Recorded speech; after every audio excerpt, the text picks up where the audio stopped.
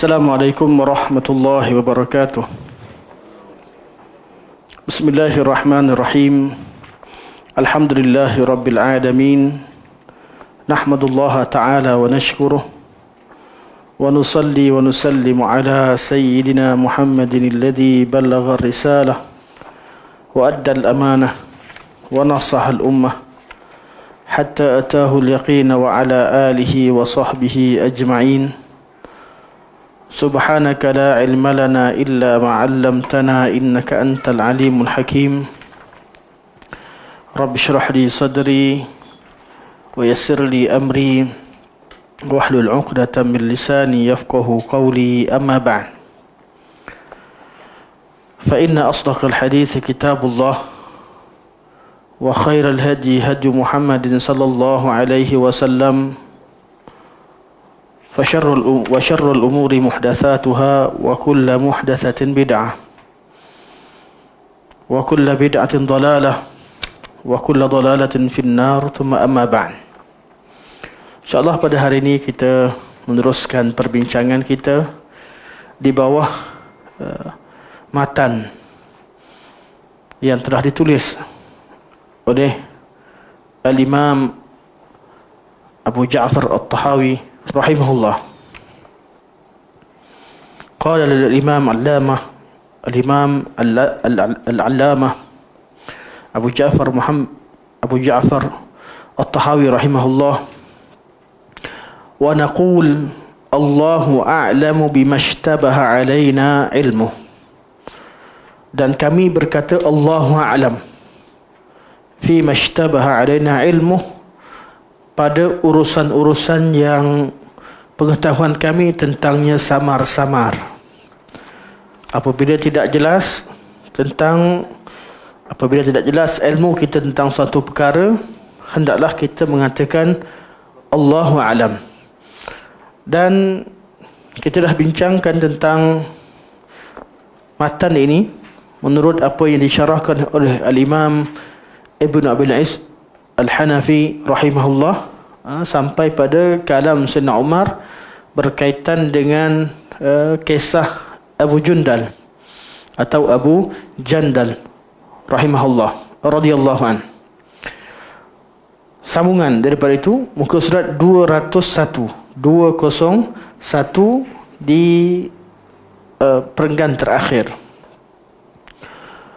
Umar juga berkata, wa qala aidan as-sunnatu ma sannahu Allahu wa rasuluhu sallallahu alaihi wasallam, wa la taj'alu khata'ir ra'yi sunnatan lil ummah. Sunnah adalah apa yang ditunjukkan oleh Allah dan Rasulnya. Itu sunnah dalam agama ini. Sunnah apa itu sunnah? Satu perbuatan yang diikuti. Sunnah dalam agama ini adalah suatu syariat yang diturunkan oleh Allah Subhanahu wa taala, dicontohkan oleh Rasulullah sallallahu alaihi wasallam. Maka jangan kamu jadikan pendapatmu yang salah sebagai sunnah bagi umat. Kalau kita sampaikan satu pendapat yang salah kemudian diikuti oleh umat, artinya kita telah melakukan satu pelanggaran terhadap syarak. Kerana syarak ini milik Allah dan dicontohkan oleh Rasulullah sallallahu alaihi wasallam.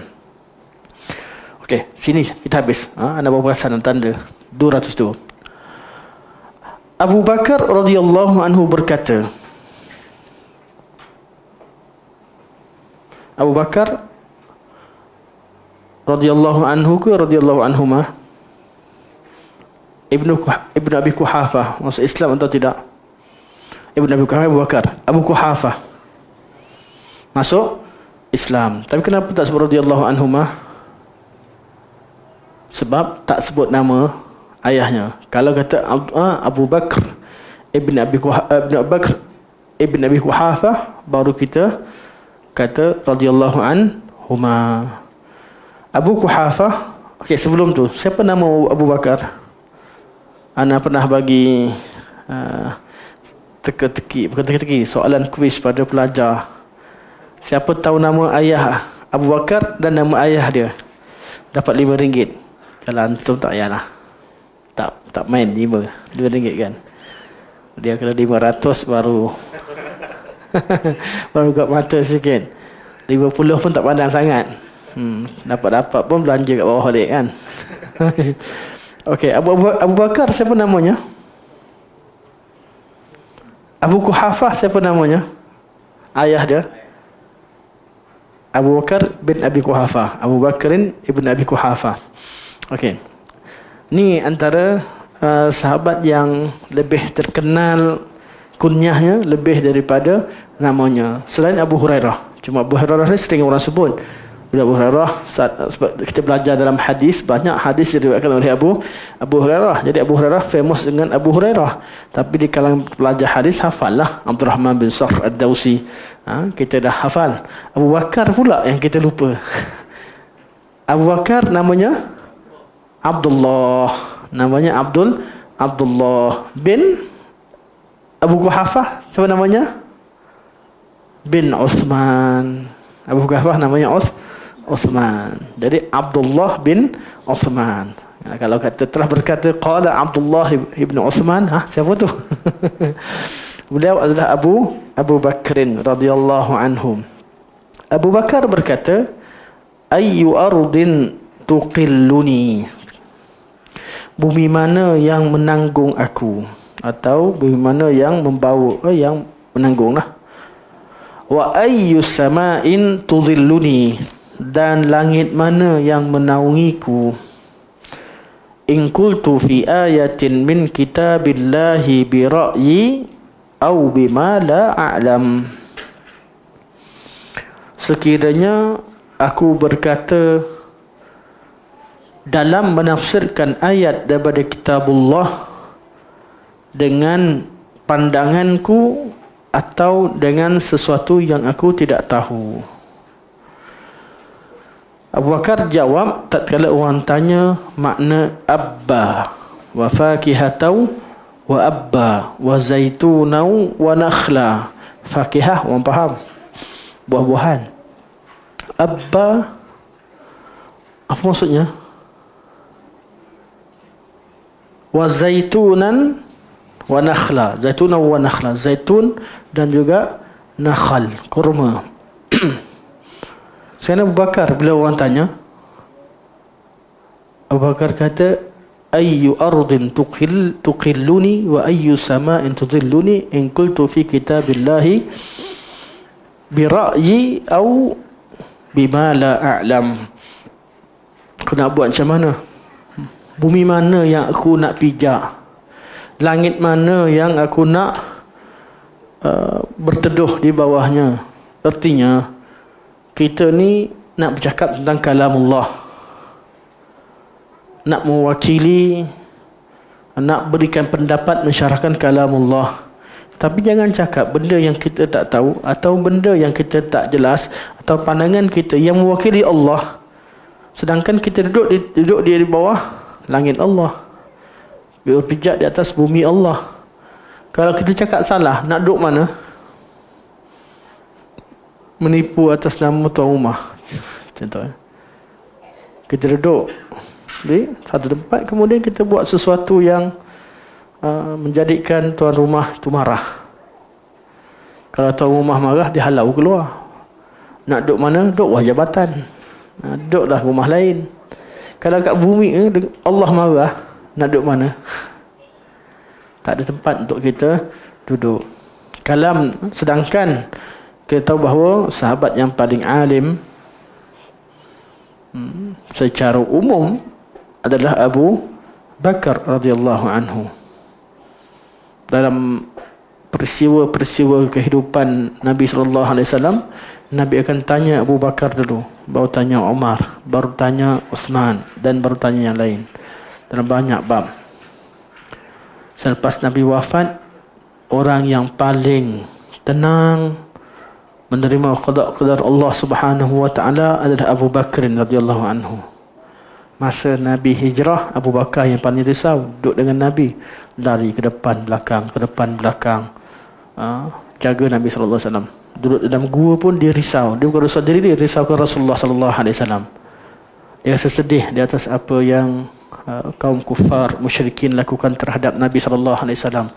Sehingga Nabi kata, la tahzan, innallaha ma'ana. Ya Abu Bakrin, ma dhannuka bithnaini Allahu thalithuhuma. Wahai Abu Bakar, apakah keyakinan kamu sekiranya kita walaupun berdua tapi ada yang ketiga bersama kita, iaitu Allah. Bila Abu Bakar nampak kata bila kaum musyrikin datang betul-betul sampai di pintu gua Thawr, Abu Bakar kata dia kata tapak kaki mereka sebaris dengan kepala Nabi dan Abu Bakar. Abu Bakar kata, "Lau ra'a ahaduhum mawdi'a qadamaihi la ra'ana." Kalau salah seorang mereka tunduk tengok tapak kaki dia, pasti dia nampak kita ya Rasulullah. Kan? Masa tu Nabi beritahu pada Abu Bakar. Nabi tanya, "Ya Abu Bakrin, ma dhannuka bisnaini Allahu sadithuhuma." Itu dalam riwayah. Dan Quran Allah beritahu, Nabi sebut la tahzan. Artinya yang ni pun Nabi kata, yang Quran cerita pun Nabi kata, jangan sedih. Nak sedih apa? Kita berdua tapi Allah yang ketiga. Berdua tapi ada dengan Allah. Ini tadi pun di Baitur Rahmah dengan pelajar benda yang sama. Sebab tu anak hafal, dan ini hafal dengan teks. Sebab apa? Sebab baru buka tadi. Baru buka. Kalau tak kadang-kadang teks kita lupa. Tapi dengan teks baru hafal tadi. Nak bagi contoh, kalau main lawan tali, kan bawa budak-budak kecil-kecil Tamhidi, budak-budak umur 5-6 tahun, kan, 30 orang, 20 orang lawan dengan 2 orang. Tapi yang kedua ni ada yang ketiga, ustaz. Anak sebutlah salah seorang ustaz yang badan kuat kat sana. Dia seorang ustaz. Tak kira satu kelas lawan pun nak tarik tali, budak-budak kecil yang jalan pun nak jatuh. Lawan dengan ustaz seorang je, yang ketiga. Lawan 2, tapi yang 2 ni ada geng, ada yang bersama ustaz yang kuat. Siapa yang menang rasanya? Kita 2 tapi ada yang ketiga ustaz. Itu baru ustaz. Atau kita bagilah budak-budak tadika pergi semua sekali lawan kuis, lawan dengan 2 orang. Yang ketiga cikgu. Yang ketiga cikgu. Rasanya kita tahu kalau kata okey kita 2 orang je tapi cikgu seorang, korang tak buat satu kelas. Begitulah. Kaum musyrikin ramai yang nak kejar Nabi, yang nak dapat habuan dunia 100 ekor unta, ada ramai. Tapi Allah bersama kita. Innallaha ma'ana. Allahu thalithuhuma. Allah yang ketiga. Jadi inilah dia Abu Bakrin. Orang yang sangat risaukan Nabi, takutkan Nabi, sayangkan Nabi, keluarga dia, sampaikan daripada 10 orang yang dijanjikan syurga, separuh, lebih pada separuh Abu Bakar punya kerja Islamkan. Abu Bakar masuk Islam, itu yang memenangkan Abu Bakar lebih daripada Khadijah. Khadijah lebih awal masuk Islam. Ali dengan Abu Bakar khilaf. Siapa dulu? Abu Bakar dulu atau Ali? Ali dulu. Tapi Abu Bakar mengalahkan Khadijah dan juga Ali kerana apa? Kerana banyak bab. Antaranya adalah beliau seorang yang paling cepat bekerja, paling cepat berdakwah, paling cepat dan paling hirs, paling betul-betul backup Nabi sallallahu alaihi wasallam. Dan beliau orang paling awal kena orang paling awal yang diseksa atau yang dicuba untuk dihalau dan disakiti. Bukan seksa macam Bilal, tidaklah. Tapi sebab dia lah paling awal orang tahu masuk Islam. Dan bila masuk Islam, pergi cari orang lain. Daripada 10 orang tu, Abu Bakar salah seorang masuk syurga. Umar dan Ali taklah. Umar masuk Islam sendiri, Ali pun masuk Islam direct dengan Nabi SAW. Tinggal yang lain, Sa'id bin Zaid saja khilaf. Tinggal apa? Abu Bakar, Sa'id bin Zaid dan Ali. Yang lainnya Abu Bakar masuk Islam. Malah setengah riwayat kata hari yang sama pergi cari Uthman. Cari Uthman, orang ni masuk Islam. Cari Abdurrahman bin Auf, masuk Islam. Cari Abu Ubaidah Al-Jarrah, beritahu tentang ni, masuk Islam. Cari Sa'ad bin Abi Waqqas, masuk Islam. Hari itu 5 orang masuk Islam, semua sekali jamin masuk syurga. 10 orang mubasyirin bil jannah. Dan boleh korbankan harta. Ni kelebihan Abu Bakar. Khadijah je awal masuk Islam, tapi kat rumah. Di rumah. Tak sama dengan yang memberi manfaat yang lebih, kerjanya lebih. Ramai orang alhamdulillah kenal manhaj salaf, kenal sunnah. Tak sama yang kenal amalkan sendiri dengan kenal dan mengajak sahabat-sahabat, fahamkan orang. Ada orang dalam keluarga tu dia seorang je kenal sunnah. Seorang je. Isteri pun tak ikut, anak pun tak ikut, sahabat rapat tak ikut. Ada yang dia masuk tu, dia bawa satu clan. Dia bawa satu tribe. Kaum dia semua datang. Betul? Ada orang masuk Islam, dia masuk Islam, dia bawa satu kampung. Tuan-tuan tengok di Sabah, sebagai pulau kat Sabah, seorang masuk Islam, dia bawa satu pulau. Satu pulau masuk Islam. Ada yang masuk seorang-seorang, senyap-senyap, takut-takut. Kadang-kadang orang tak marah dia pun, dia sendiri takut untuk cerita. Ada orang yang lain, manusia berbeza, dan kemampuan berbeza. Abu Bakar lebih. Okey, balik pada Abu Bakar. Abu Bakar, adakah masa la tahzan, Abu Bakar takut ada dirinya? Tak, Abu Bakar takut terhadap Rasulullah. Betul, Rasul tenangkan dia, la tahzan, berkaitan apa yang telah berlaku pada Rasulullah sallallahu alaihi wasallam. Tapi sampai Nabi wafat, ketika Nabi wafat, Abu Bakar lah yang paling tenang. Yang sana berkaitan dengan syariat, masih ada ruang, ada benda yang masih ada cara untuk kita, mana ada ruang untuk kita berusaha, maka kita berusahalah sungguh-sungguh. Tapi kalau bab Rasulullah wafat berkaitan qada qadar, nak usaha apa lagi? Memang Nabi wafat. Jadi ketika awal, dialah yang paling kuat berusaha, yang paling banyak pertahankan Nabi. Tapi ketika berdepan dengan qada qadar, dah berlaku Abu Bakar, orang yang paling tenang. Abu Bakar lah yang paling tenang. Masa Umar kata, siapa kata Nabi wafat, aku akan pancung dia. Duduk atas khutbah mimbar, siapa nak berani lawan? Siapa berani? Abu Bakar kata, wahai Ibn Khattab, turun. Turun. Abu Bakar naik. Man kana ya'budu Muhammadan fa inna Muhammadan qad mat. Siapa yang sembah Muhammad, Muhammad dah mati. Qala Allah innaka mayyitu wa innahum mayyitun. Kamu akan mati dan semua mereka akan mati. Wa man kana ya'budu Allah fa inna Allah hayyun la yamut. Siapa sembah Allah, Allah hidup dan tidak mati, dan diriwayatkan dengan pelbagai lafaz. Tapi maknanya sama. Masa tu beliau paling tenang. Ulama bincangkan bab ini. Kelebihan Abu Bakar adanya rajahatul aqli, akal yang sangat tajam,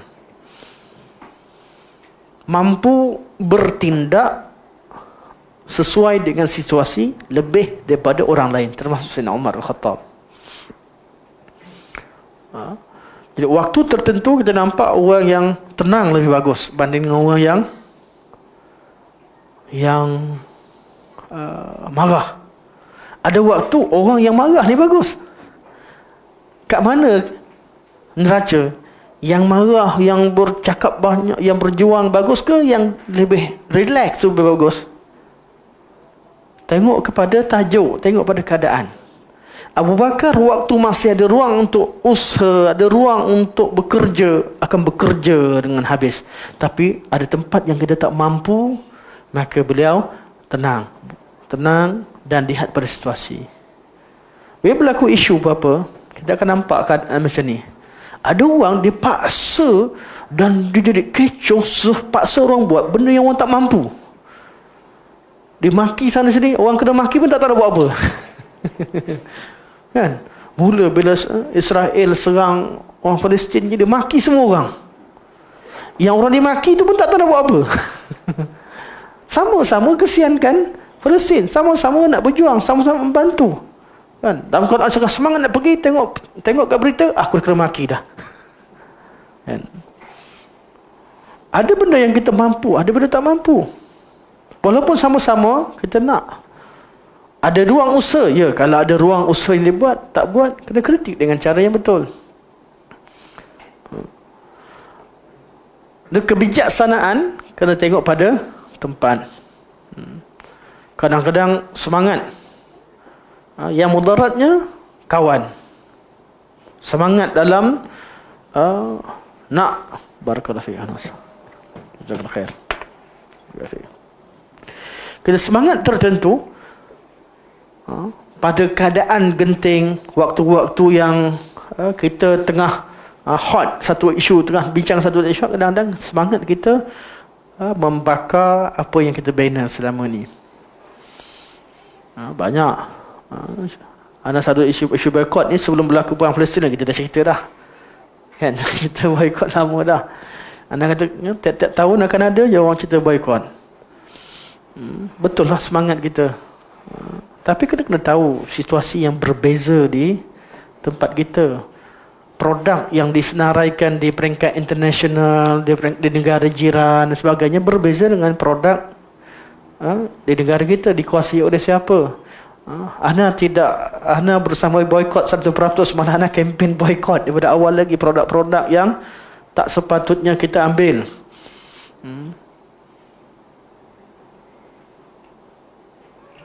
Tak sepatutnya kita sokong. Tapi orang kata, Ustaz tu pakai iPhone. iPhone ni hadiah. Nak jujur, iPhone ni hadiah. Ada sahabat, ada yang ada, terima kasih lah. Jadi dah terkata, dah tersebut kat sini. Tapi hadiah pada orang terdekat lah, orang-orang ni juga. Syukurlah, terima kasih. Memang benda baik pun. Tapi antara produk-produk yang kita kena tahu yang mana yang perlu kita boykot, yang mana tidak. Kita kena tahu keadaan setempat. Produk-produk makanan kita tahu. Di dunia secara umumnya memanglah brand dunia tu gitu. Tapi di tempat kita, bila kita ana bukan nak sokong mana-mana produk, tapi bila ada di kalangan ustaz sunnah atau ustaz yang tak sunnah sekalipun tak nak boykot sebahagian produk yang kita nak boykot, itu ijtihad masing-masing. Tapi kita tak ada nak tuduh dia ni kuncuy pencinta Yahudi ataupun penyokong Yahudi, penyokong bunuh Gaza. Sedangkan ustaz tu lah banyak berjuang selama ni, kumpul duit untuk bagi pada Gaza, yang pergi sebagainya. Banyak benda. Hanya kerana semangat kita. Hatta persatu banyak orang kena maki sekarang ni. Banyak yang kena maki. Tengok balik, yang kena maki lebih banyak bantu banding dengan yang memaki. Ada tengok hari ni, tengok berita macam mana Saudi hantar bantuan sekarang ni. Tak ada negara yang lebih besar bantuan banding dengan Saudi. Orang tu belajar Saudi, dah makan dedak Saudi. Kena. Tak tengok sebenar. Keadaan sebenar. Nak hantar tentera, tak ada negara yang mampu pun. Keadaan sekarang ni. Tak ada siapa mampu berani hantar tentera, hantar kereta kebal, hantar senjata. Tak ada siapa mampu. Yang mampu hantar tu penipu. Dia lawan dengan Amerika sejak tahun 1980-an. Sampai sekarang, Amerika tak bunuh seorang pun tentera dia. Tak mati seorang pun tentera dia. Duk percaya, bunuh sepanjang tahun mereka bunuh ahli sunnah di Syria, ahli sunnah di Lebanon, bunuh ahli sunnah di Yaman. Sampai musim Palestin, cuci nama, jadi hero. Orang sunnah kita lupa segala jenayah dan berubah wajah.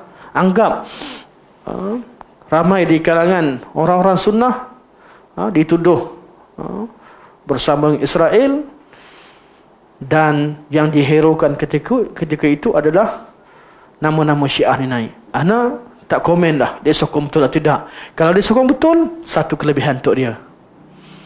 Tapi ana lebih pada tengok pada fakta. Amerika dan Israel tak pernah usik kumpulan ni. Tak pernah usik. Bantuan sampai, ya. Kalau nak cerita, bantuan sampai ke negara-negara yang kononnya lawan dengan Israel, dengan Amerika ni sampai. Sebab tu kita, wallahualam, asas pada penyatuan kembali pada asal, tengok pada akidah dulu. Okay. Pasal politik, kaji, tengok. Tapi jangan sampailah bila kita ada orang beza ijtihad dengan kita sikit, kemudian dituduh, kita tuduh. Apatah lagi yang mendajjalkan, pengikut dajjal, negara dajjal, kemudian macam-macam. Jadi kita perlu lebih bijak lah, lebih bijak. Selain berhati-hati, lebih bijak. Abu Bakar radhiyallahu anhu, balik Abu Bakar, tenang. Kita hadapi situasi, beliau tahu. Pada keadaan tertentu, beliau risau. Lari ke depan belakang. Kalau ikutkan, dia lari ke depan belakang pun, kalau musuh sampai juga. Betul? Tapi kerisauan mampu. Abu Bakar ke belakang, nampak Abdullah bin Suraqah bin Malik datang kejar. Kan? Nabi tenang jalan. Nabi tahu Allah bersama kita. Tapi Nabi tak ingkar perbuatan Abu Bakar. Nabi tidak ingkar. Nabi dapat wahyu. Abu Bakar tak dapat wahyu. Nabi tahu keadaan, tapi Nabi tetap buat. Sebab itulah beza antara peristiwa Isra' Mi'raj dan peristiwa Hijrah. Isra' Mi'raj totally ini adalah perbuatan Allah. Subhanallazi asra, maha suci Allah yang memperjalankan. Tak ada kerja Nabi. Nabi bukan terbang, Nabi bukan bergerak secepat kilat, tak, Nabi diperjalankan. Tapi hijrah berkaitan dengan perbuatan Rasulullah yang perlu kita ikut. Nabi ambil segala usaha, bertawakal ala Allah. Abu Bakar pun ambil segala usaha, tawakal ala Allah. Tapi level iman Nabi Abu Bakar tak sama. Nabi dapat direct daripada malaikat. Abu Bakar tak dapat daripada malaikat, dapat daripada Nabi SAW.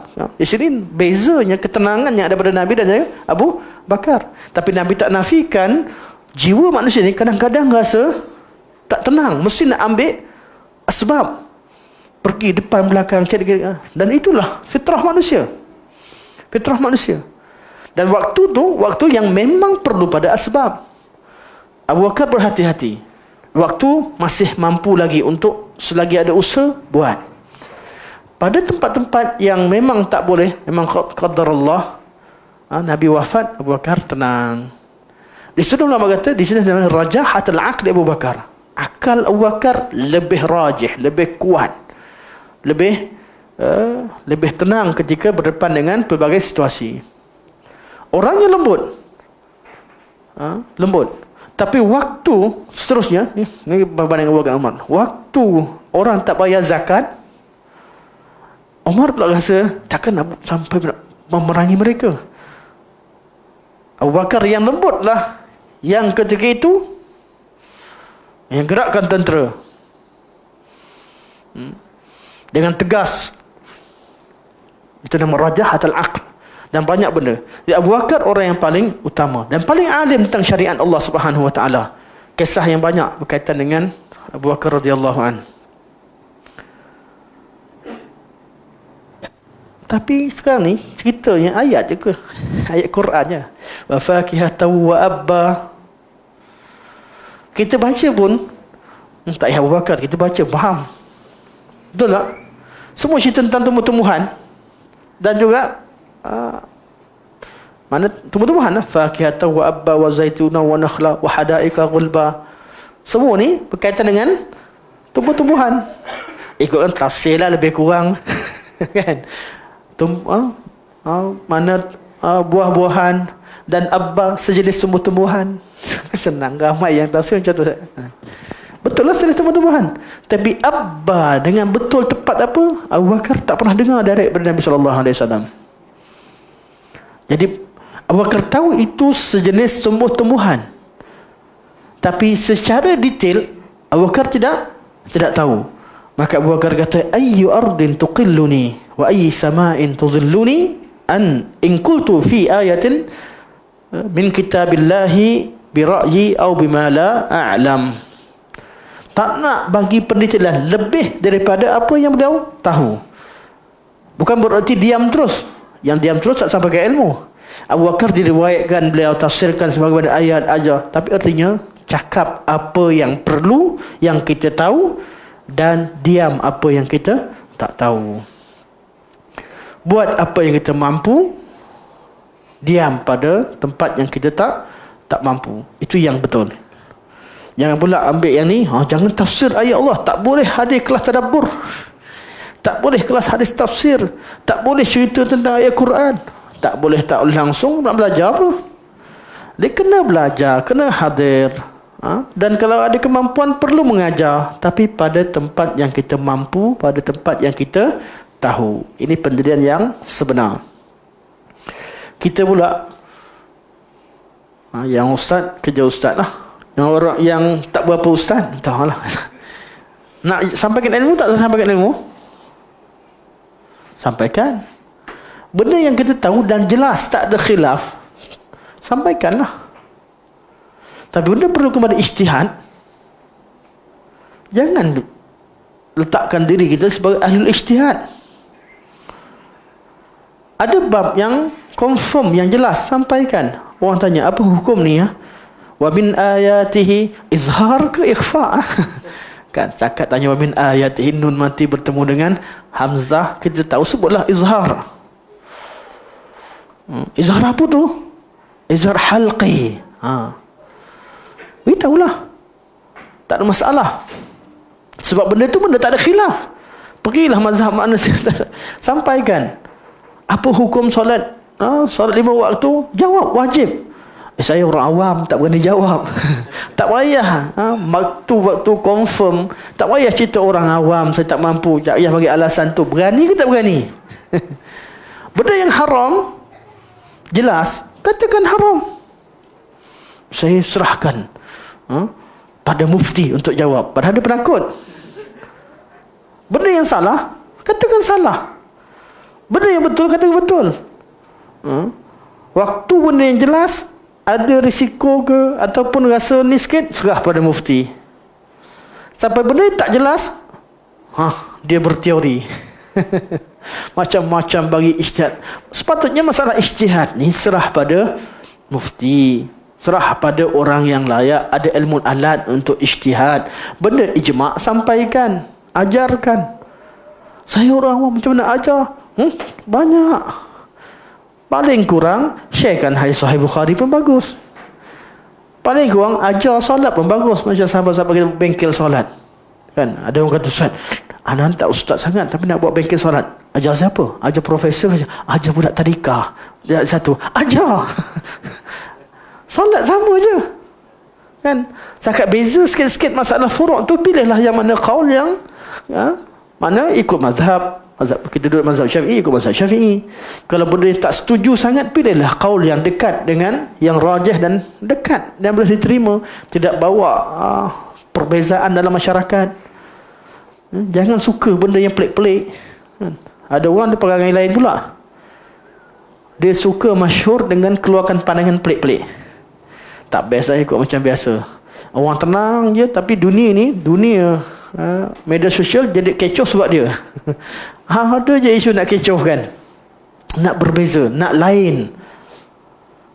Khalif tu'raf. Ada kaedah kata, buat pelik, nanti orang kenal. Banyak isu yang berlega ni, kalau kita dekat media sosial, negara ni dipenuhi dengan masalah yang banyak. Kan banyak masalah. Kehidupan sebenar relax, tak ada tenang sangat. Bila kita tengok, sebab apa? Ada orang yang suka buat benda pelik-pelik, nak tarik perhatian. Jadi nak tak nak kita kembali kepada ilmu. Tempat yang kita mampu bercakap, cakap. Tak mampu bercakap, diam, serahkan pada ahlinya. Benda yang perlu kepada ketegasan, tegas. Tempat yang kita berlembut, berlembut. Dan itu bergantung pada Itu hikmah yang Allah berikan pada setiap orang. Ada orang dia bersuara, makin orang marah. Ada orang dia diam, makin orang marah. Sebab apa? Waktu kena bersuara, dia tak bersuara. Waktu dia kena diam, dia tak diam. Dan itu yang selalu berlaku. Tapi kita balik pada Abu Bakar. Abu Bakar radhiyallahu anhu orang yang paling akalnya sempurna. Ketika nak syarahkan kalimah Abba secara detail, beliau tak kata apa-apa. Beliau kata, aku nak jawab macam mana? Lepas Abu Bakar wafat, dan semua sahabat tahu makna ni jenis tumbuh-tumbuhan, tapi detailnya apa? Tak jelas. Mereka tidak berikan pandangan. Lepas tu, apa dia Umar? Umar kata, Rasulullah tak ceritakan, aku tak dengar Rasulullah. Abu Bakar, stop, tak nak cakap. Takkan Umar yang nak mendahului Abu Bakar? Bukan tak ditafsirkan. Dan adakah ayat ini menjadi tergantung dan tak dikenali? Diketahui. Maknanya sejenis tumbuhan. Baru selepas zaman mereka, ada ulama kata, nak tahu juga makna dia? Makanan, ada buah-buahan, tumbuhan yang dimakan, ada tumbuh-tumbuhan yang diberikan makan pada binatang. Mana tu? Macam rumput-rumput, macam yang makanan binatang lah. Fakihata wa abba, zaituna wa nakhla. Ada keadaan istinbat. Dalam keadaan mereka menukilkan kalam Abu Bakar, Umar dengan tabjil, dan mereka menyatakan pandangan ijtihad dalam bab tertentu kerana adanya qarinah juga makna abba, apa yang Allah maksudkan. Jadi tafsiran tadi walaupun memberikan pandangan, tapi tidak mengurangkan kadar yang ada pada Abu Bakar dan Umar. Kerana ta'yin terhadap satu makna dengan satu jenis tumbuhan dan sebagainya, satu perkara yang perlu kepada penelitian dan ilmu yang mendalam. Ayat Quran, betul kata Abdullah bin Abbas, ayat Quran ni, dalam nak tahu makna ayat Quran ni, makna Quran ni terbahagi pada 4. Terbahagi pada 4. Ana lupa matannya, tapi faham, ingat makna. Pertama, ayat Quran yang semua orang baca faham. Maksudnya semua orang faham bahasa Arab lah. Ustaz, saya baca tak faham. Pandai Arab tak? Tak pandai. Tepi. Tak masuk dalam quorum. Kalam Ibn Abbas balik kepada orang Arab. Semua orang Arab baca faham. Ini kebanyakan ayat Quranul Karim. Semua faham Quran? Faham. Secara umum. Bukanlah faham detail. Allah sebut Alhamdulillahirrabbilalamin. Orang faham tak? Faham. Tapi nak syarahkan Alhamdu secara detail, tak boleh lah. Tapi Alhamdulillahirrabbilalamin orang faham. Bismillahirrahmanirrahim. Faham tak? Faham. Semua orang faham. Tapi nak kata pada bab ba ini, apakah takdir? Ta'alluq dengan kalimah ba, Ar-Rahman Ar-Rahim, macam mana pembahagiannya, itu serahkan kepada ahli ilmu. Tapi secara umum orang baca, orang faham. Yang kedua, ayat Quran bila dibaca hanya ahli ilmu yang faham. Orang awam dipaham kekal pada keumuman, tapi benda tu perlu kepada penafsiran. Alhamdulillahirrabbilalamin, tak apalah, kita boleh baca Alhamdulillahirrabbilalamin, faham.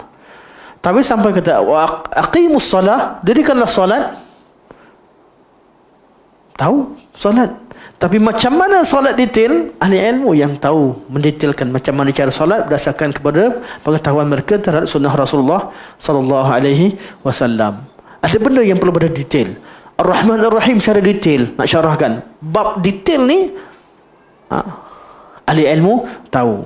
Jadi orang awam syarah saja kadar awam. Detailnya serahkan pada ahli ilmu.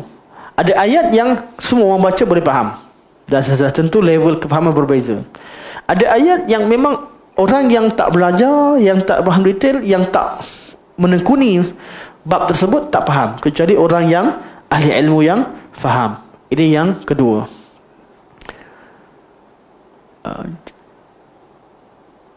Yang ketiga, ayat Quran yang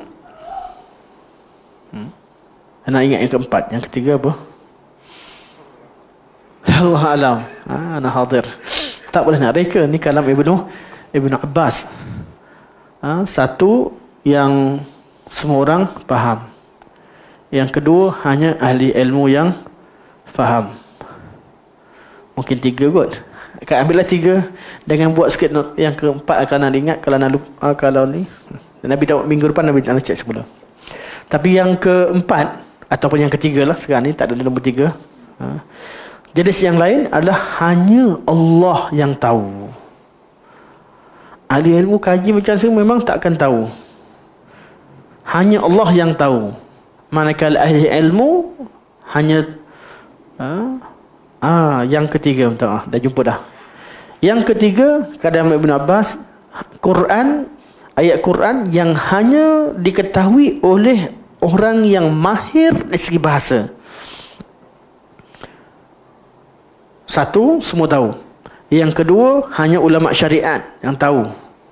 Yang ketiga, hanya orang yang tahu secara detail tentang bahasa. Kerana Quran diturunkan dengan bahasa Arab difahami pada zaman tersebut. Namun dari segi penguasaan bahasa Arab, kabilah itu berbeza dari kabilah yang lain. Contohnya kalimah fatir. Fatir. Sahabat-sahabat Nabi, fatir samawati wal ard, semua orang faham. Allah yang menciptakan langit dan bumi. Tapi detail berkaitan dengan makna fatir, apa beza khalaqa dengan fatara, tak ada orang faham. Hanya orang yang tahu wujuh lughah. Betul Ibn Abbas lalu beliau yang kata pengalaman beliau, bila pergi lalu tengok orang Arab bergaduh, Badui dengan Badui, dua orang Badui bergaduh tentang apa? Berebut perigi. Dia kata, ana fatartuhu awal. Aku yang awal-awal buat. Yang lain kata, ana fatartuhu. Aku yang fatir dia. Fatir ni apa? Ibn Abbas faham. Dia bergaduh dua ni. Ibn Abbas tengok dia bergaduh, mula tengok ayat Quran. Kalimah fatara dia kena pakai. Kalimah ni kalau orang tempat lain guna untuk makna umum, contoh. Kat sini lebih detail. Dia kata fatir artinya yang paling memang sama-sama buat, sama je macam khalaqa, tapi fatir adalah buat benda yang tak pernah ada sebelumnya. Buat benda baru, bukan bid'ah. Fatir, cipta satu benda yang tak pernah dibuat oleh orang. Dia adalah first kali. Artinya confirm Arab dengan Arab, dua Arab ni dua-dua terlibat dalam bina perigi atau gali semula, tapi dia berebut siapa yang lebih awal buat. Jadi Ibn Abbas faham melalui lughah. Jadi makna umum dipahami, tapi detail berkaitan lughah rujuk pada ahli lughah. Makna istilah dipahami, tapi detail berkaitan dengan syariat rujuk ahli syariat. Ada yang bab yang diketahui oleh semua. Dan yang keempat adalah makna ayat Quran yang hanya Allah tahu detailnya. Hakikatnya Allah tahu. Yang lain, tak kira lah orang awam ke, ulama ke, ahli bahasa ke, hanya tahu secara umum. Detail dia Allah yang mengetahui. Inilah di ayat-ayat mutasyabihat. Sebahagian pada ayat-ayat mutasyabihat. Mutasyabihat ada yang kita orang ahli ilmu tahu, bagi yang mentafsirkan bahawa la ya'lamu apa ayat mutasyabihat surah Al-Imran, wa akhra mutasyabihat, apa ayat Quran? Ayat surah 3 Al-Imran. Ana hari ini hari yang letih sikit. Ada benda-benda yang tertentu yang ni selalu kita baca. Ni. Wa ma ya'lamu ta'wilahu illallah. Wa ma ya'lamu ta'wilahu illallah. Jadi bagi yang kata stop kat situ, mereka katakan tafsirannya hanya Allah tahu. Benda yang ayat Quran mutasyabihat, ayat yang hanya Allah tahu, kita tak tahu langsung. Jadi mereka fokus berapa? Contohnya makna alif lam mim, makna kalimah hamim dan sebagainya. Ada yang kata itu pun umum, tapi yang penting ada yang kata tak tahu. Benda ni hanya Allah yang tahu. Warasikhuna fil ilm yaqulun amanna bih. Orang yang berilmu, yang mendalam ilmu dia kata amanna bih, beriman. Allah dah beritahu, percaya. Tak tahu detail, Allah yang tahu, serahkan pada Allah. Tapi bagi yang kata ayat ni wa ma ya'lamu ta'wilahu illa Allah warasikhuna fil ilmi, kat situ stopnya. Ayat mutasyabihat, ayat yang hanya Allah tahu dan orang-orang yang mendalam ilmunya. Mereka bawakan makna mutasyabihat kepada jenis yang kedua atau jenis yang ketiga. Jenis pertama semua orang tahu. Jenis yang kedua dan ketiga hanya ahli ilmu yang tahu. Jadi ayat Quran ni ada empat jenis. Semua orang tahu, semua orang faham. Inilah kebanyakan ayat muhkamat. Siapa baca pun faham. Yang kedua bukan orang ahli syariat tahu, peneliti dalam perkataannya. Yang ketiga ahli lughah, yang tahu secara lughah. Ini orang yang rasikh, yang mahir dalam ilmu mereka. Dan yang keempat, tak ada siapa pun tahu kecuali Allah. Penelitian dia. Apa dia yang keempat? Yang semua orang ijma' padanya, yang semua tak tahu, ialah hakikat perkara ghaib. Bukan makna, tapi hakikat. Antara yang diijma'kan. Hakikat tak ada siapa tahu. Syurga tu macam mana tak orang tahu. Tapi syurga tu ada 8 pintu, orang tahu tak? Tahu. Sebab apa? Sebab Quran beritahu. Macam mana pintu tu? Secara hakikat tak ada siapa tahu. Jadi hakikat terhadap suatu perkara ghaib tak ada siapa tahu. Hakikat berkaitan dengan sifat-sifat Allah tak ada orang tahu. Makna kalimah dalam bahasa Arab orang tahu, tapi hakikat macam mana tak ada siapa tahu. Yang dinamakan sebagai ghaib mutlak. Benda yang confirm ghaib tak ada siapa tahu. Jadi khilaf antara mazhab ni kat mana? Pada bab ayat-ayat. Kalau ayat yang ghaib mutlak ni tak ada siapa khilaf dah. Yang nombor 4 tu tak ada siapa khilaf. Hakikat sifat Allah macam mana, tak ada satu mazhab pun kata tangan Allah macam tu kecuali musyabbihah mujassimah. Dia orang tak masuk pun dalam bab, tak ada masuk dalam ni pun.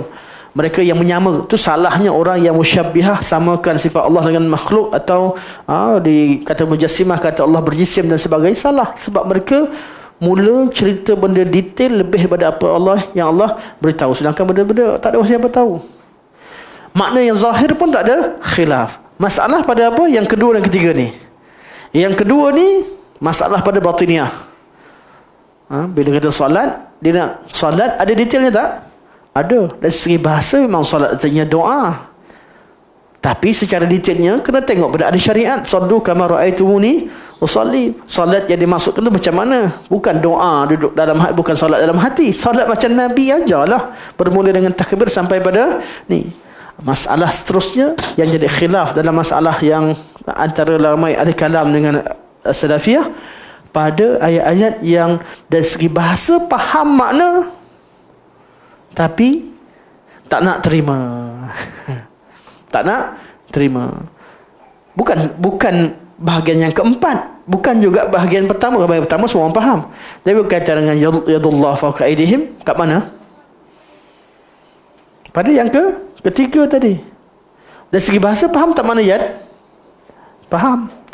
Macam mana yadullah? Yadullah dari segi bahasa faham tak? Faham. Hakikat macam mana yadullah? Dah, tu nombor 4. Tak siapa tahu. Confirm. Tak tahu. Tinggal kat mana? Kalimah yadullah ada makna tak? Dalam bahasa Arab? Ada. Kalau ada makna dia fahami, salafiyah kata, isbatkan. Kan Allah turunkan ayat Quran tu ada makna, isbatkan. Yang kita tak tahu kaifiahnya, tafwidkan, serahkan pada Allah Subhanahu Wa Taala. Pada golongan yang ahli kalam yang tak nak terima, makna yang difahami dalam bahasa Arab pun tak nak terima. Alasannya kita mana tahu tentang Allah SWT. Hakikatnya ayat ni ada benda yang kadang kita tahu, ada kadang kita tak tahu. Yang tolak sifat tak nak terima 100%. Yang terima tapi memandai-mandai ambil tahu kononnya sifat Allah begini begitu, dah jadi musyabbihah mujassimah. Ahli sunnah berada di tempat yang tengah-tengah yang adil. Kalau ayat tu kita faham maknanya, artinya Allah turunkan satu benda yang perlu kita, bila kita faham, kita perlu beriman dengannya. Kita tahu macam mana buat, ikut. Kalau tak tahu tu tak apalah. Macam mana? Kalau kita tahu caranya, Nabi suruh salat, Allah suruh kita salat, Nabi ajar salat, ikut. Dari situlah kita nampak perbezaan. Sebab tu kalau tafsiran mutasyabihat maknanya apa, nak tafsir dengan qaul mana sekalipun tak bercanggah sikit pun dengan kalam salafus salih. Kerana mereka dah tahu dah ayat Quran ada 4 jenis begini maknanya. Nak berhenti ke wa ma ya'lamu ta'wilahu illallah, nak berhenti pada warasikhuna fil ilmi illallah warasikhuna fil ilmi, tak ada masalah. Kerana pada asalnya mereka dah tahu ayat Quran ni ada 4 jenis, 4 kategori tersebut. Nak makna ke macam ni. Tapi orang tahu mutasyabihat ni ada benda yang masytabah, yang kita tak jelas, samar-samar. Dalam bab bahasa ke, dalam bab sebagai pada hukum ke bagi orang tertentu. Ada benda yang kita sepakat, yang kita tak tahu, berkaitan dengan perkara waib, hakikat perkara waib, berkaitan dengan ayat-ayat yang memang tak ada siapa tahu maknanya, alif lam mim, nun, hamim, yasin. Walaupun ada khilaf, yang khilaf dia kata semua sekali ayat ni tak ada yang kita tak tahu, mesti ada makna yang kita tahu secara umum. Jadi mereka cuba tafsirkan yasin maksudnya apa. Yasin kata mereka apa? Nama Nabi, contoh. Ada ulama yang, sebab apa? Allah turunkan ayat Quran, semua ayat yang dipahami oleh orang Arab. Takkan Allah turun ayat sia-sia. Yang mereka nampak kalau biarkan yasin tak ada makna, alif lam mim tak ada makna. Jadi ada ayat ini yang tak ada makna, sedangkan Allah turunkan Quran pada bahasa sesuatu yang dipahami. Tu khilaf kat situ. Ada yang kata tak. Ada, walaupun kita tak faham makna dia, tapi ada manfaatnya. Ada manfaat, ada tujuan yang diturunkan. Allah tahu maksudnya, tapi kita tak tahu makna. Walaupun tak tahu makna, tapi ada manfaat. Maka kata mereka alif lam mim untuk tarik perhatian orang Arab yang tak nak dengar bahasa, tak dengar Al-Quran Al-Karim. Untuk tarik perhatian mereka. Alif lam mim. Jangan baca. Aku tak nak dengar perkataan Muhammad. Aku tak nak dengar Quran. Orang tu alif lam mim. Apa dia kan? Alif lam mim. Dia baru bila dia benda yang tak pernah dengar, dia buat apa dia cakap? Dzalikal kitabu la raiba fi hudal lil muttaqin. Tak nak dengar Quran kan? Itulah kitab yang tidak ada syak dan keraguan padanya, yang menjadi hidayah pada golongan takwa. Yasin. Yasin. Dia tak faham makna. Jadi dia kata, apa? Tak nak dengar, tapi bila dengar Yasin, apa dia? Ayat dia turun, Yasin. Wal Quranil Hakim. Dengan Quran yang hikmah. Betul. Dia tak nak dengar Quran, tapi bagi yang kata tak faham makna, tapi ada tujuan Allah SWT turunkan ayat-ayat ini. Dan khilaf tu kita terima kedua-duanya. Terima, tak ada masalah. Tapi tak ada siapa tafsirkan ayat ayat-ayat berkaitan dengan sifat, tak nak tolak sifat. Ini tak ada dalam, tak nak terima sifat-sifat Allah, tolak dalam kamus salafus salih. Sebab itulah bila orang ambil ayat ni, diletakkan pada ayat-ayat yang ahli falsafah tak diterima, atau ahli kalam tak diterima, yang terpengaruh dengan falsafah, kita tolak benda ni. Kita tak betul. Salafus salih boleh faham je, boleh terima je. Secara umum, kenapa nak kategorikan ayat mutasyabihat ni sebagai ayat keempat, jenis keempat? Salafus salih menjadikan ayat ni sebagai jenis yang ketiga. Atau jenis yang pertama, semua orang faham secara umum, tapi kalau detailkan jadi yang ketiga. Dari bahagian detail dia dari segi makna, bahasa dan tafsiran dan sebagainya. Jadi ada ayat Quran, bila keadaan begini kita tahu secara umum, tak ada masalah pun antum baca qaul mana sekalipun. Cuma perlu pada mukadimah yang betul lah. Kadang-kadang orang nak terjun dalam satu bidang, dia tak tahu mukadimah, tak tahu dasar, dia sendiri pening, betul buat kesimpulan dia sendiri. Dah Ibn Abbas ada 4 jenis, dia ada yang ke-5, ke-6, ke-7, ke-8 dia berpendapat dia. Sebab tu kita perlu rujuk kepada kalam salafus salih. Jadi mereka berbeza, tapi perbezaan mereka tidak memecahkan. Mereka tahu sini kedudukannya, ini kedudukannya. Kalau ada orang tafsir macam ni, maksud macam tu, tak apalah. Tu. Kadang-kadang orang awam ni dia pening. Masalah ni ada 3 kaul. Alamak, 3 kaul pula. Aku nak 1 je. Saya nak 1 je, dia pening. Kenapa kena 3? Dia dah pening dah. Sebab apa? Ada orang yang tak suka dunia. Sebab tu kerja orang alim adalah memilih kaul yang sesuai, yang rajih dan sesuai diamalkan untuk orang awam. Mudahkan orang awam. Sebab tu wujudnya kaul dalam mazhab tertentu sebagai untuk mudahkan. Kita kaji balik, insya-Allah semua itu ada dalilnya. Tapi ada kaul dalam mazhab yang memang mukhalafah dengan syarak mazhab tertentu yang kita tak boleh terima. Itu bezakan, yang membezakan manhaj salafus salih, ulama salafiyah ketika cerita tentang pegang pada mazhab dengan ulama yang wajibkan mazhab. Kita pun ulama salafiyah ikut mazhab. Mana ada siapa tolak mazhab? Tuan-tuan, berhati-hati dengan ustaz-ustaz yang tak ada modal untuk tolak salafus salih. Kita ajak kembali pada Al-Quran dan As-Sunnah ketika berlakunya tanazu'. Wa in tanaza'tum fi syai'in farudduhu ila Allah wa Rasul. Bila berlaku perselisihan, kembali kepada Allah dan Rasul. Bukan kita tolak mazhab. Mazhab semua sekali ada, tapi berbeza pandangan dan tak boleh bersatu. Jadi cara macam mana? Kembali ke Quran Sunnah, kita akan nampak yang mana rajih. Situ sahaja yang kita minta, kembali pada Quran Sunnah. Bukan tolak ulama, bukan tolak mazhab, bukan tak hormat ulama. Poin ni banyak orang ambil kesempatan. Oh, Salafi ajak tak ikut mazhab. Tak? Ada ulama Salafi kata tak perlu terikat dengan 4. Siapa mana saja mazhab yang lain yang mereka alim cukup alat ijtihad dan mereka ada dalil, kita ikut. Itu ada. Tapi bukan tinggalkan ulama atau tinggalkan mazhab. Tak pernah ada seorang pun ulama salaf yang berkata demikian. Kemudian dinisbahkan dakwah salafus salih ni kepada yang dilakukan oleh ulama-ulama salafiyah. Oh, mereka ajak tinggalkan mazhab. Dipotong klip situ, buat rad. Kita nak jawab pun bodoh ini jawab dia. Dia sendiri tak faham.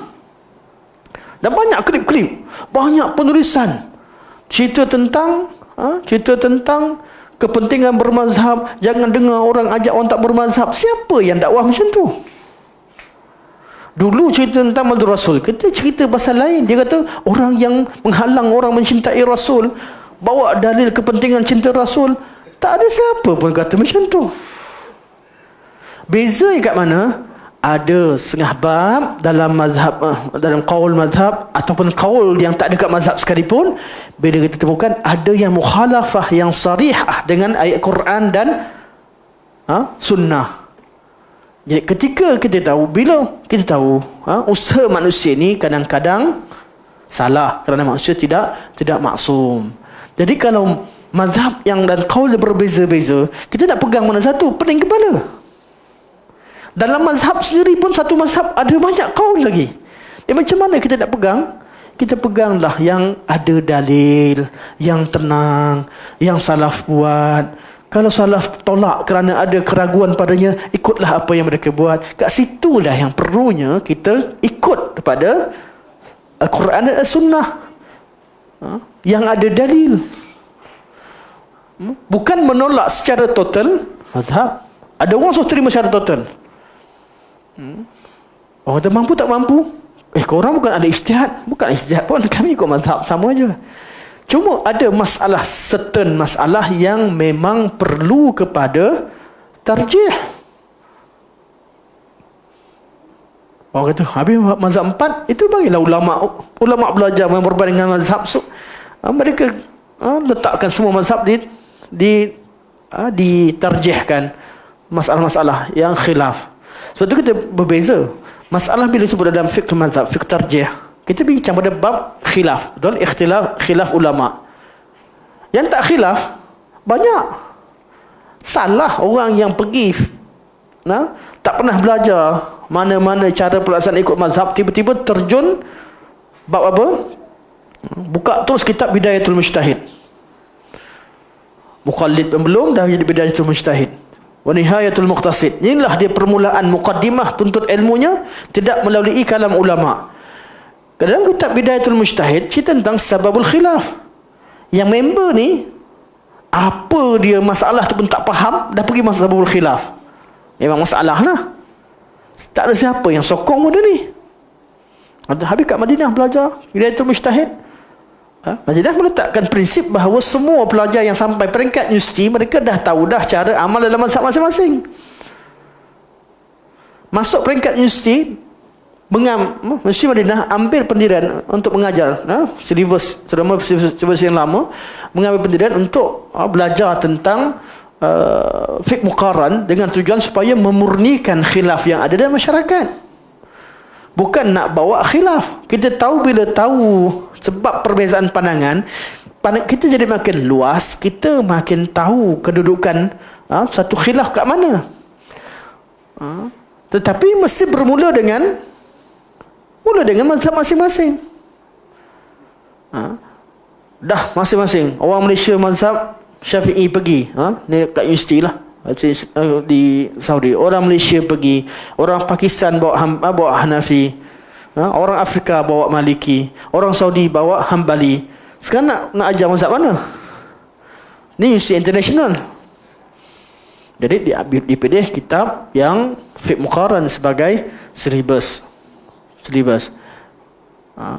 Tapi tidak menafikan fiqh mazhab, kerana fiqh ni adalah proses seterusnya, proses step seterusnya dalam menuntut ilmu fiqh. Fiqh mazhab perlu, tapi penghujungnya nak belajar mazhab mana sekalipun, semua nak ikut sunnah Nabi SAW. Jadi bila berlaku khilaf antara mazhab, adanya pertarjihan.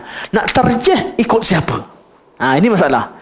Manhaj dalam mentarjihkan perbezaan pandangan atau menilai pandangan, nak jadikan apakah kalam yang teratas untuk diikuti.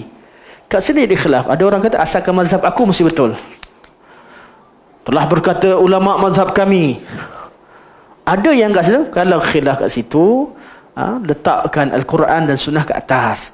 Mungkin sahaja walaupun guna ayat Quran Sunnah, kembali pada Quran Sunnah, mungkin sahaja masih ada khilaf. Tetapi khilaf tak sama macam orang yang sejak pada awal lagi tak nak letakkan Quran Sunnah sebagai alat untuk atau sebagai dalil untuk dirujuk. Ada bila masalah khilaf kat situ, akan adalah orang yang kata kaul kami, mazhab kami paling rajih.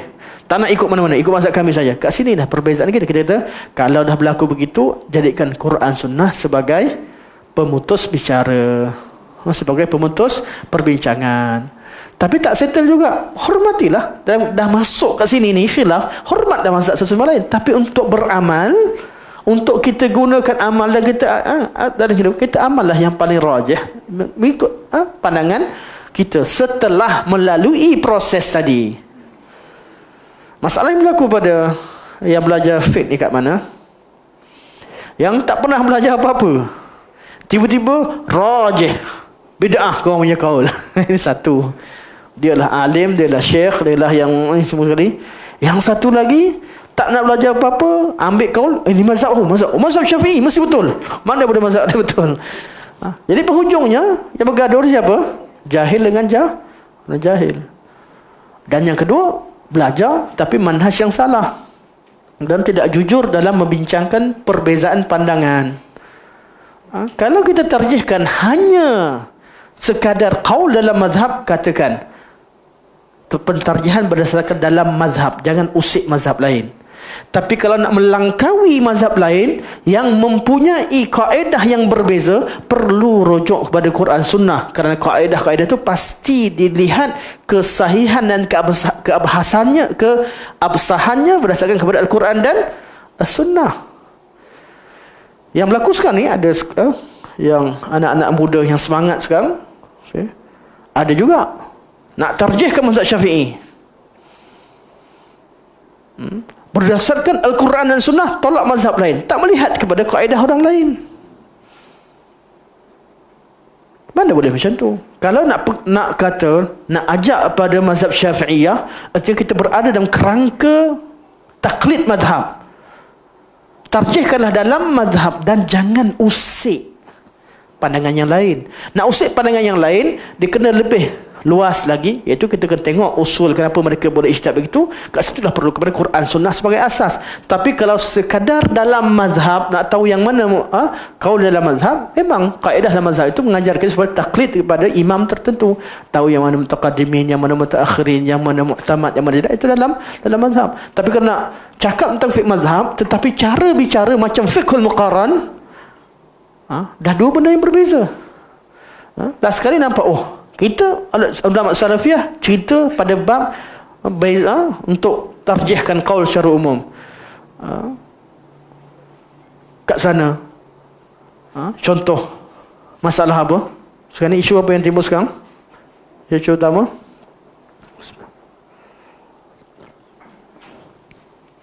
Fatihah untuk Nabi.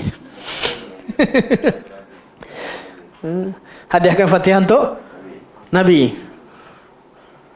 Okey. Betul tak? Ada? Boleh tak boleh? Boleh tak boleh nak ajarkan Fatihah untuk Nabi? Kita diam. Okey, tutup ni sebagai ringkas. Kita ringkas cerita. Kita tidak khilaf bahawa ada qaul di kalangan mutaakhirin mazhab Syafi'i yang kata boleh, tapi bukan qaul mutaqaddimin dan bukan qaul sebelum ulama salafus salih dan bukan amalan para sahabat, dan Nabi tak ajarkan. Tinggal sebutkan dengan jelas. Nabi tak ajar, betul? Ada Nabi ajar baca Fatihah untuk hadiah kepada Nabi? Tak. Anda tak kata bid'ah. Anda kata tak ada nas yang jelas Nabi ajar. Bacaan Quran pun tak ada nas yang jelas. Khilaf pun khilaf dari segi istinbat. Okey. Amalan diamalkan oleh salafus salih, tak diamalkan. Paling-paling cari dalil bukan Fatihah. Ambil dalil umrah. Dalilnya dhaif, tak sabit. Kalau sabit sekalipun, umrah memang amalan yang boleh diniabahkan. Umrah, haji, ibadah maliyah, zakat, memang amalan yang boleh diniabahkan orang lain buat, kan? Bukan amalan badaniyah. Amalan badan, zikrullah, ini yang berlaku khilaf. Yang sejak berdawal lagi. Dalil apa lagi ada? Ada ulama sekian menghadiahkan Fatihah untuk Rasulullah. Siapa dia? Adakah perbuatan dia itu adakah perbuatan dia menjadi dalil syarak? Dia bukan Rasulullah. Dia bukan sahabat. Dia bukan tabi'in. Dia bukan tabi'in. Dan dia mutaakhirin. Macam mana? Kalau nak cerita tentang mazhab cukup. Jangan kritik qaul melangkaui muqaranah. Cakap macam buat fiqh muqaranah, tetapi bila putus dalam masalah yang tak dibicarakan pun fiqh mazhab. Waktu ramai mutaakhirin yang melangkaui batas tersebut, manhaj tak jelas dalam mentarjihkan satu qaul. Nak cerita fiqh muqaran, cerita fiqh muqaran.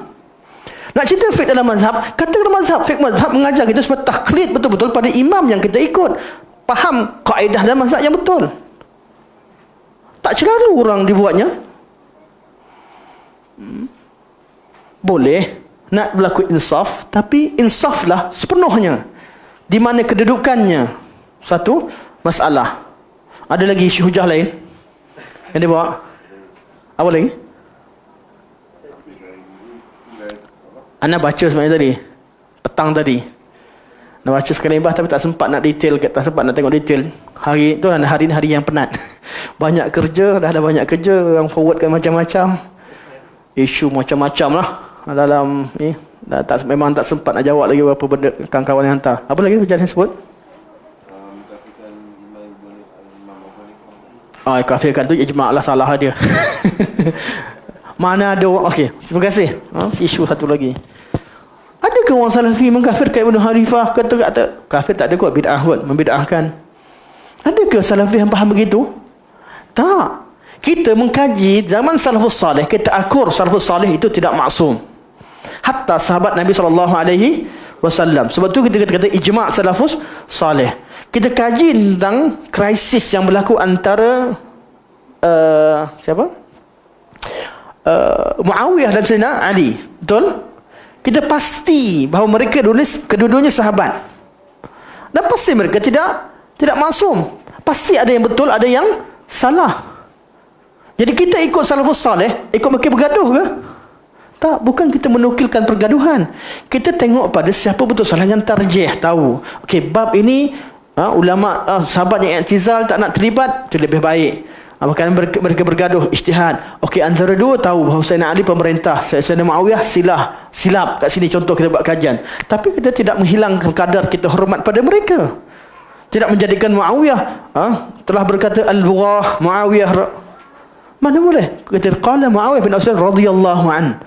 Kesilapan beliau, betul, beliau telah melakukan kesalahan terhadap Sayyidina Ali bin Abi Thalib pada waktu tertentu. Tapi kita beradab dengan salafus salih. Dah tahu yang mana betul salah. Sayyidina Muawiyah pun tahu dirinya salah. Kita tahu macam mana kalam Sayyidina Muawiyah dengan Sayyidina Husain.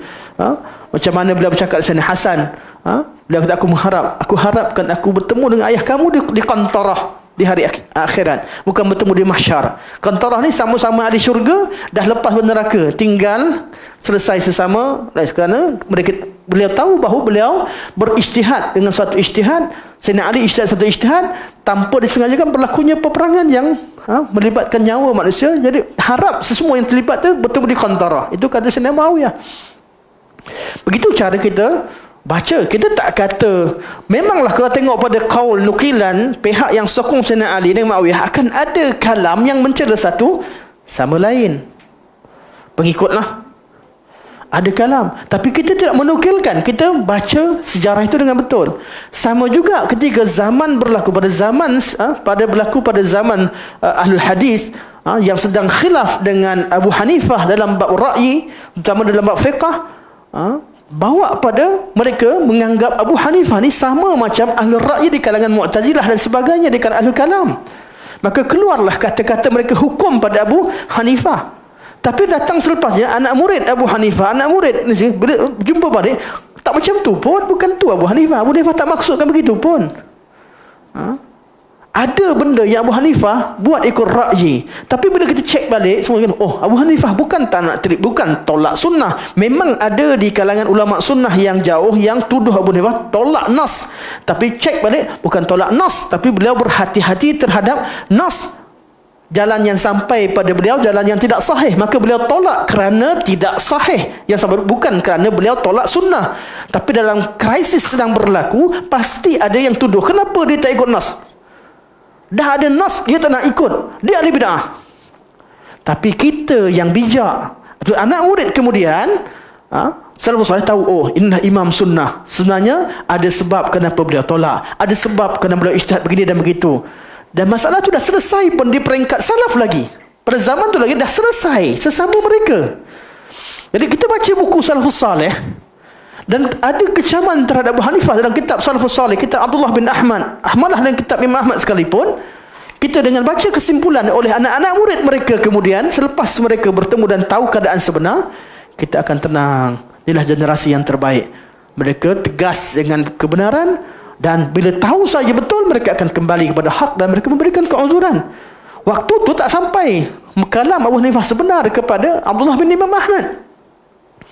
Jadi kita baca kurun tahun 1400 yang dah diselesaikan oleh ulama zaman salafus salih dan dah tahu kebenaran, kita pergi korek balik cerita zaman mereka salah. Ya, buku tetap ada. Mana boleh kita buang buku salafus salih, kebaikan yang banyak. Tapi ketika menafsirkan isu dan khilaf mereka, kita perlu bijak ikut manhaj salafus salih. Salafus salih bukan mencela ulama. Salafus salih bukan tolak mazhab. Salafus salih bukan. Kita kena baca dengan manhaj. Waktu nak buka kitab ulama salaf, kena belajar dengan ulama salaf. Bukan dengan cara yang bebas, buat cara sendiri. Sebab tu kita nak kalam, nak bercakap mewakili salafus salih, biarlah produknya produk salafus salih. Produk yang kita belajar manhaj dan kaedah. Sebenarnya cukup tak setuju nak mengangkat orang-orang yang daripada kumpulan ni tertentu dah mula nak faham nak ikut sunnah, diangkat terus je. Kerana dia tak faham manhaj salaf. Ada orang yang lawan sikit batiniah dah jadi tokoh sunnah. Lawan satu benda. Ada yang lawan sikit ahli bid'ah sini, oh dia ahli sunnah. Mana mudah begitu? Tak semudah itu untuk kita jadikan ni. Kita menggunakan hujah Jabariyah lawan dengan Qadariyah. Bukan bererti kita angkat tokoh Jabariyah bila berlaku isu yang Qadariyah buat hal, kita pergi ambil qaul Jabariyah, rad, oh dia adalah tokoh sunnah. Tak boleh. Belum tentu lagi. Kita ambil qaul Qadariyah, rad Jabariyah. Ambil qaul, kita ambil qaul Khawarij untuk rad dengan golongan Murji'ah. Ambil qaul Murji'ah, rad balik pada kaum Khawarij kerana ada kebenaran pada kadar tertentu. Tapi bukan kita tak ada qaul, bukan kita tidak memilih, bukan kita tak tahu tahqiq kat mana qaul yang sebenar, qaul Ahlussunnah wal Jamaah. Betul kita tak dalam bab ni biarlah rujuk. Nak cerita tentang manhaj, nak cerita tentang salafus salih, kita kena rujuk betul-betul ulama salafus salih dan jangan rasa kita pandai. Bila berlaku khilaf, kitalah ahli tahqiq. Saya mentahqiqkan masalah sekian-sekian. Tak payah angkat nama dulu. Dengar dan itiba'lah. Dengar dan ikutlah Al-Quran dan Sunnah. Hormatilah ulama-ulama salafus salih yang dah ijtihad dalam bab ini. Kita perlu tahu adab-adabnya. Wallahu ta'ala alam, panjang. Kita maaf banyak. Kadang-kadang cerita bab ni banyak benda. Banyak yang terlepas. Tapi malas nak komen banyak lah. Yang penting nak tak nak, kita dalam bab menuntut ilmu, isu ni akan datang dan pergi. Jangan pula nukilkan. Ustaz Mubarak tolak siapa? Ditakyinkan nama orang. Anda tak sebut nama orang. Kadang-kadang masalah juga. Kita tak tahu. Kita apa? Dia ni si fulan dan fulan ni kena ni. Tak, anda lebih memilih untuk disebut nama siapa. Tapi cara dan fikrah itu betul lah. Di kalangan orang yang memang anda dengan anda rad pun kadang-kadang, tapi anda tak nak berbeza dengan dia. Kita hanya berbeza bab ilmiah, secara persaudaraan tetap terpelihara. Dan kita tahu hari ini orang buat salah, kadang-kadang kita buat salah dan sebagainya. Kita masih lagi tidak mengeluarkan siapa-siapa daripada kerangka Ahlussunnah wal Jamaah selagi kesilapan juga kesilapan dalam bab ilmiah dan sebagainya. Confirm dalam dunia ini ni, dunia kebudayaan awal, confirm satu hari kawan paling rapat kita pun buat salah. Kita akan jumpa satu hari member paling rapat buat salah. Kita kena ada manhaj dan cara yang betul lah untuk menegur kesilapan. Dan juga bukanlah dengan mendiamkan. Tetap kita katakan yang hak bila ianya hak. Bila salah ada salah, tapi perlu dengan adab dan cara yang betul menurut neraca syarak. Wallahu taala alam. Subhanakallahumma wa bihamdika asyhadu an la ilaha illa anta astaghfiruka wa atubu ilaik. Wa sallallahu ala sayyidina Muhammad wa ala alihi wa sahbihi wa baraka wa sallam. Walhamdulillahirabbil alamin. Wassalamualaikum warahmatullahi wabarakatuh.